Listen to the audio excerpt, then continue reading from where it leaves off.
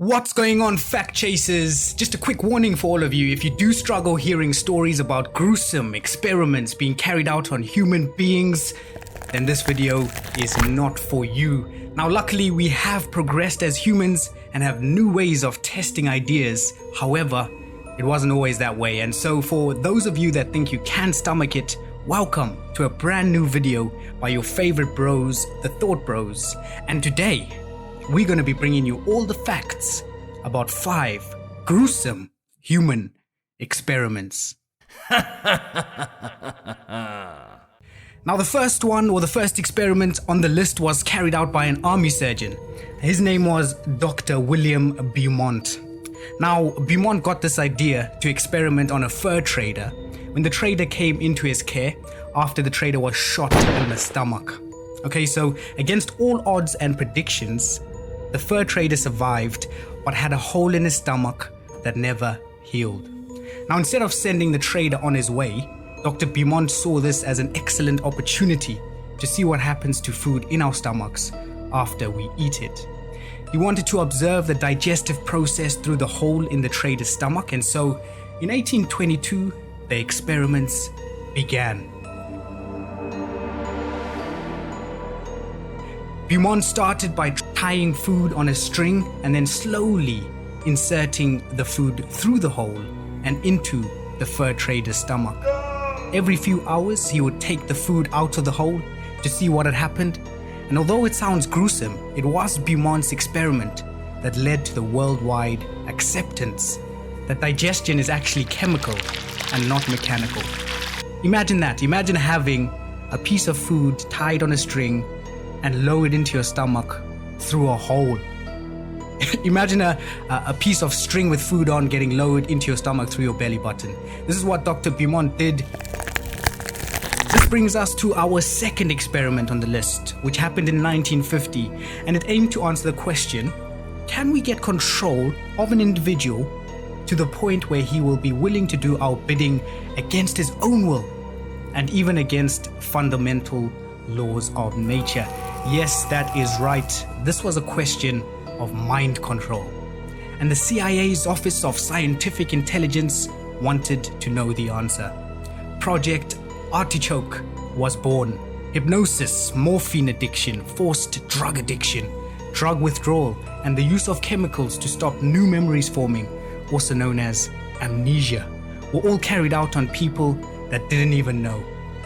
In mid-1960, the project was given the axe for obvious reason, but it is said to have opened the door to lengthy research on the use of mind control in field operations.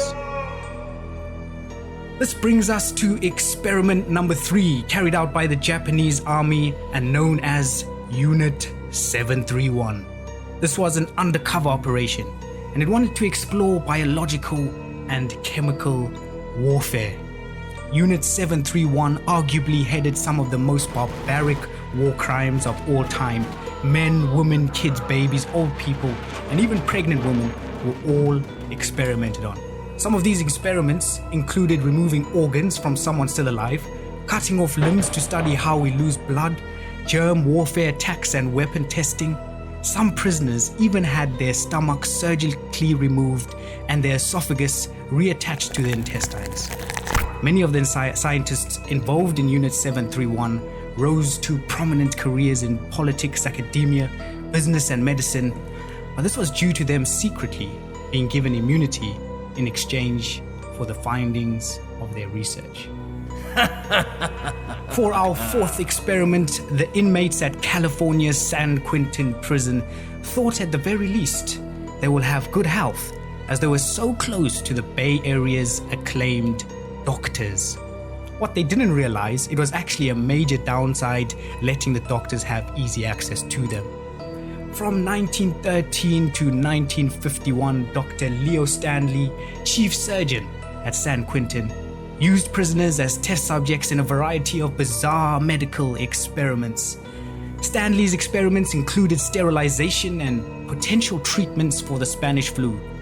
In one particularly disturbing experiment, Stanley performed testicle transplants on living prisoners using testicles from executed prisoners and in some cases from goats and boars. This brings us to our last and fifth experiment on the list, and in 1961, Stanley Milgram, a psychologist at Yale University, began a series of social psychology experiments. And what he wanted to do was test subjects' ability to obey an authority figure.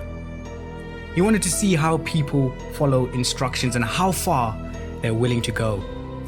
Now, this experiment was conducted only 3 months after the start of the trial of German Nazi war criminal Adolf Eichmann. Milgram's experiment sought to answer the question, could it be that Eichmann and his million accomplices in the Holocaust were just following orders? In the experiments, 2 participants, one was secretly an actor and one an unwitting test subject, were separated into 2 rooms where they could hear, but they could not see each other. Now, the test subject was told to read a series of questions to the actor and to punish them when they got an answer wrong. The punishment was in the form of an electric shock. Now, many of the test subjects would indicate their desire to stop the experiment when they heard the screams of the actor, but almost all of the subjects continued when they were told that they would not be held responsible or that there would not be any permanent damage. And that brings us to the end of the video on human experiments. We brought you all the facts. This video was brought to you by your favorite bros, the Thought Bros. If you found it interesting and you want to build your knowledge base, get all the facts that you can stored up there for conversations at dinner parties, and give us a like, subscribe, and share this with your friends. And we'll see you in the next video.